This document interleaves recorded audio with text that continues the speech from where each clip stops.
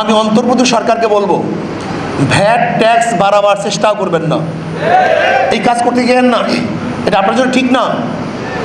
আপনারা কমাবেন, আপনি বাড়ান কেন? কমাবার গিয়ে পলিসি সেটা অ্যাডাপ্ট করেন, বাড়াবার পলিসি কেন? এটা করবেন না, ভুল করবেন। আপনি কিভাবে টাকা সংগ্রহ করবেন? চুরি বন্ধ করে দেন, ঘুষ বন্ধ করে দেন, সিন্ডিকেট বন্ধ করে দেন। যদি ব্যবসায়ীদের সিন্ডিকেট বন্ধ করতে পারেন, দ্রব্য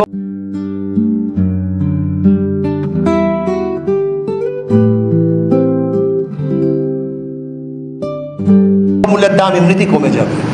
চুরি বন্ধ করতে পারেন, তাহলে ইনশাল্লাহ আমাদের রেমিডিস এমনি বাড়তে থাকবে। আপনি বিদেশি যারা আছে আমাদের রেমিডিস যোদ্ধা, তাদের উৎসাহিত করেন বেশি বেশি টাকা প্রেরণ করার জন্য। ইনশাল্লাহ আমাদের অর্থনীতি চাঙ্গাও হয়ে যাবে। আপনি কি করবেন? শক্ত হাতে দেশকে পরিচালনা করবেন। এর জন্য সরকার কি বলা হয়? শাসক বলা হয়। কি বলা হয়? আপনি শাসন করবেন না, খালি আদর করবেন, আপনি সরকার চালাতে পারবেন না। মনে রাখতে হবে, আপনার নরম হতে হবে, আপনার গরম হতে হবে। আপনি শুধু নরম হবেন, মজার মজার কথা বলবেন, এনজিও কায়দায় কথা বললে দেশ চলবে না। শাসকের কায়দায় কথা বলতে হবে, নরম গরম থাকতে হবে।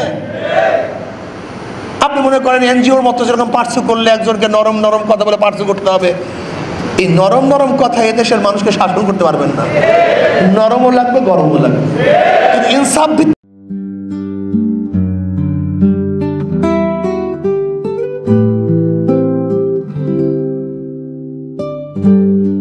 নরম লাগবে, ইনসাফ ভিত্তিক গরম লাগবে, অন্যায় জুলুম ভিত্তিক নয়।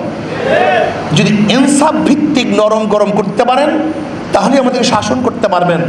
আর ইনসাফ ভিত্তিক যদি আপনি জুলুম করতে চান, তাহলে এদেশের মানুষ কিন্তু আপনার বিরুদ্ধে আবার আন্দোলন ঝাঁপিয়ে পড়বে।